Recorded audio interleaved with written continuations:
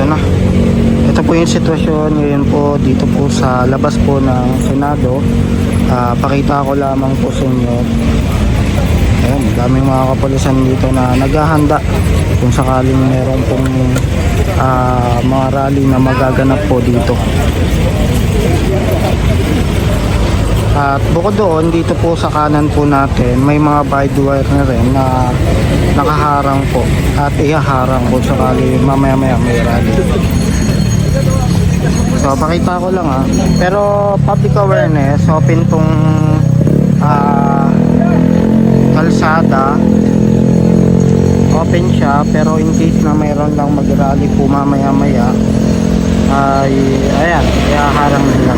And sa mga hindi nakakaalam po, ngayong araw po ay dumating po si VP Sara Duterte dito po sa loob po ng Senado. Then malalaman pa natin yung mga ibang impormasyon based po sa mapag-uusapan doon. Pero dumating siya para i-defend yung impeachment.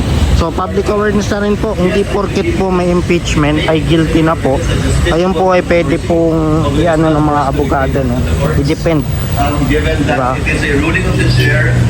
So dito tayo. Thank you for the clarification, Senator. Thank you, Senator Judge Lacson. Senator Judge Cayetano, what is your President, presiding officer? So dito sa kabila, possible na meron ding po magaganap na program dahil nga meron din mga ano dito ayan parang kung di ako nagkakamali LED ata yan, may LED, pwede magsalita.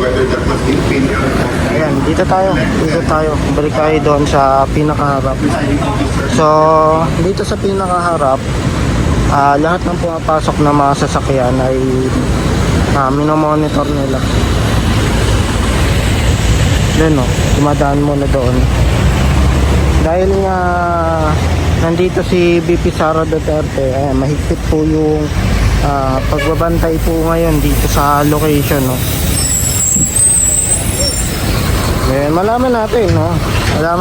Pero isa sa mga nakikita ko dito, ito na yung resulta ng ginagawa nila na panggigipit po sa kabilang grupo kung saan para hindi makaboto, di ba? Karamihan po ng mga senator na hindi kaalyado nila ay kinakasuhan. So ito yan, para hindi sila makaboto, especially si Senator Marcoleta. Ayan so sarado rin gate dito So yung gate bago pumasok ay inaano muna nila, chine-check, ayan, bago nila buksan yan kung sino yung mga dumating. So mahaba, actually doon, itong straight na to, meron din mas maraming kapulisan doon sa kabila kasi minomonitor na nila. Possible kasi doon mauna yung mga rally, so minomonitor na nila kung may darating. And bukod doon, meron ding mga truck ng mga bombero po, in case lang naman may mga nakaparking doon sa kabila. So dito naghihintay din yung mga media po, ayan, kung sino pa yung darating. Kakalap din po ng impormasyon. Ayan, marami rin mga media dito sa kabila, nagdadatingan din. Halo ko siya na? So ipapakita ko sa inyo dito naman yung kabilang side. So habang may mga harang po dito ay meron din pong live. Alam ko live yan din yan, yung nagsasalita dyan. And I will bind and hold you to your 5 minutes. So para updated pa rin po sa ganap po sa loob po ng Senado. Thank you, Your Honor. May I proceed, Your Honor? You may proceed. Dito tayo. Honorable Senator Judges, noong ika-22 ng Hunyo, Ayun. 2026, Pakinggan natin. nagulat at nagdalamhati ang buong bansa sa pamamaril sa isang paaralan sa Tacloban City na ikinasawi ng 3 batang Kailangan na kasi baguhin din yung batas na yan. So ayun po yung conclusion diyan, no? mga binuntihan, So mamaya-maya kasi impeachment, maririnig natin si VP Sara Duterte dyan. Kung ano yung mga sasabihin niya mamaya. Magsasalita po si VP Sara Duterte. So pakita ko lamang na sarado yung ano, yung labas po, yung gate po dito, no? Pero kumpirmado po na dyan po si VP Sara sa loob na po para i-defend po yung impeachment. Ulitin ko, ang impeachment hindi po ibig sabihin na guilty agad. Ano pa lang siya, pwede siyang i-defend, pwede po siyang, ano pa siya, accusation. Hindi po guilty, accusation pa lang yun. isang public school. Kasi sa mga ganyan, kailangan ilabas po yung mga ebidensya kung ka-impeach ba. Pero wala, propaganda lang yung mga nang ginagawa nila. Prinsipyo So dito tayo. ang pananagutan ay pinapairal So imagine mo, alam ko kung hindi ako nagkakamali, sa laylayan man. Una sa madadagdagan the pa prosecution yung comes before you today. kakasuhan dahil Present na evidence for gusto nila pababain yung ano, yung bilang ng kampo nila, Senator Marcoleta.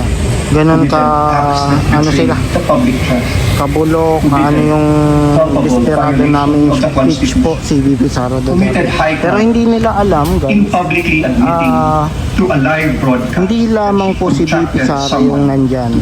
Nandyan din po si Baste. Ayan. The first Kung lady. sakaling mawala po si VP Sara Duterte, nandyan po si Mayor Baste para tumakbo sa 2028. Sakali lang na mawala po si VP Sara kung magtagumpay sila.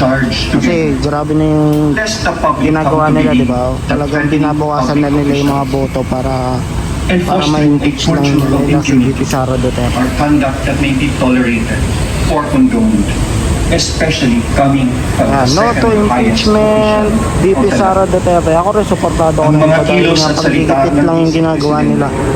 Diba? Malayang pagpapayag kung sino yung nagsasalita, kung sino yung tumitindig sa katotohanan, sila yung kinakasuhan. So may injustice talaga, meron selective na nangyayari. Imagine mo kung sino yung, ang kapangyarihan ay laging di ba, sino yung may mga kickback doon sa flood control, sila pa yung hindi nakukulong. Kung hindi ka kapartido, hindi ka makukulong. So sino pa yung mga unang nakulong? Sila yung mga nagsasalita, nag-iingay, nagsasabi ng mga katotohanan, di ba? Lumalaban. Sinabi mo yung corruption sa flood control, talagang gigipitin ka dahil nga napaka-organized, mapa-trolls, mapa-vlogger, mapa-media. Talagang ano, yung pagnanakaw ngayon malala na. Abang-abang lang tayo sa mga darating pa dito.